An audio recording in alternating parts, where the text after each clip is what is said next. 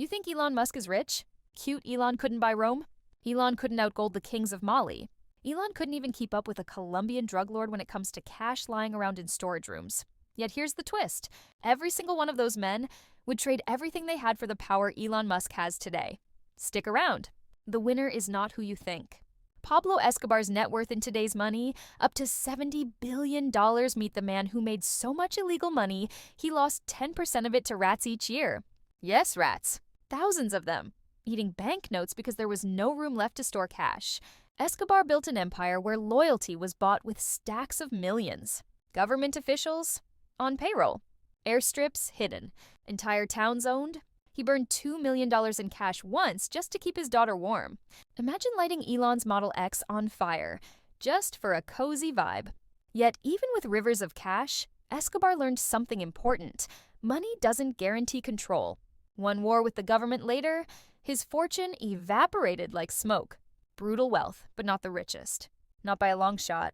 If you think Escobar was wild, wait until you meet the men who bought kings like collectibles. The robber barons Rockefeller plus. Ford. 300B, 400B, in today's money, modern billionaires post memes. These guys owned the economy. John D. Rockefeller controlled 90% of America's oil, fuel for cars, ships, factories. If it moved, he made money. Workers in his refineries? Children. Small bodies crawling into machines so the factory didn't have to stop. Henry Ford industrialized the world. Revolutionary? Sure. He also chained workers to the clock. 12-hour days, zero power to complain. Rich? They were basically real-life DLC bosses. Except instead of buying armor upgrades, they just bought the competition and crushed them. Yet even they couldn't buy Europe, because one man already did. Jakob Fugger. Today's value, 400B+. Jakob Fugger didn't just have money. He invented the concept of money controlling politics. Kings borrowed from him, emperors worshipped his loans. If a ruler didn't repay him, Fugger funded their enemies. He owned the silver mines. He owned the copper mines. He might as well have owned the oxygen kings needed to breathe. He basically created a real-life paywall for power. Want a crown? That's a premium feature. Still not number one. We're only warming up. The Rothschild family, estimated 1,000B+ across generations. Some call them the wealthiest dynasty ever. Others turn them into conspiracy fan fiction. Here's the reality. They mastered banking during a time when information traveled at horse speed. They built a network faster than anyone. They knew which wars were won before anyone else did. Governments borrowed billions. Railways. Industries' wars. They funded the world's infrastructure. If Wi-Fi was money, they owned the password. Yet their wealth was spread across generations. Not one single ruler of Earth. Just a family with more leverage than any modern billionaire newsletter club. We still have bigger fish. One of them conquered, well, everyone. Genghis Khan. Control over 12 million square miles. Genghis Khan didn't buy wealth. He took it. No one actually knows his net worth in today's numbers. How do you price half the known world? He owned land, livestock, silk routes, gold, tribute payments from kings. He was the original hostile takeover. HR department not included. Estimated equivalent? Some scholars say it could exceed $1 trillion. Yet his wealth spread across the empire. Not personal pockets, no private jet, just unstoppable armies. Next up is the OG finance bro. Augustus Caesar, 25%, 30% of global GDP. Rome wasn't a country, it was a business with roads. Augustus Caesar controlled 1/4 of humanity's economy.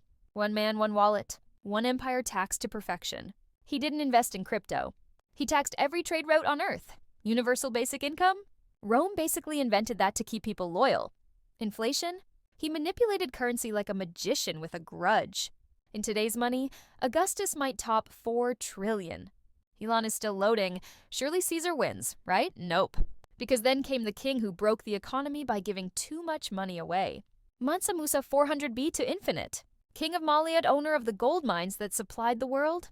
He took a little walk, a pilgrimage to Mecca, and spent so much gold he crashed local economies for 12 years.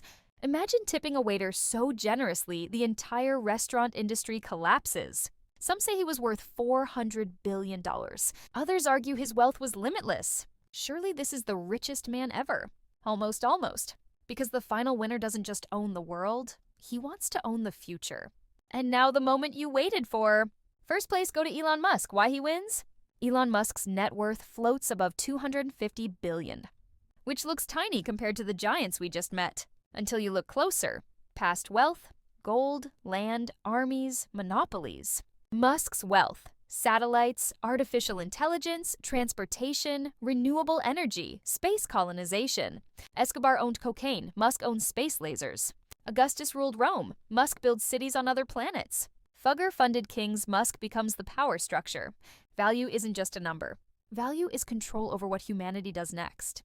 If all the richest men in history lined up today, they would bow to the one who owns the future. So congratulations, Elon. You didn't just make history. You beat it. Who do you think deserves the crown? The gold king? The warlord emperor? The industrial giants? Or the man building rockets out of electric car money? Comment below. I'm reading every theory, and subscribe so you don't miss the next time we uncover the financial history they don't teach you in school.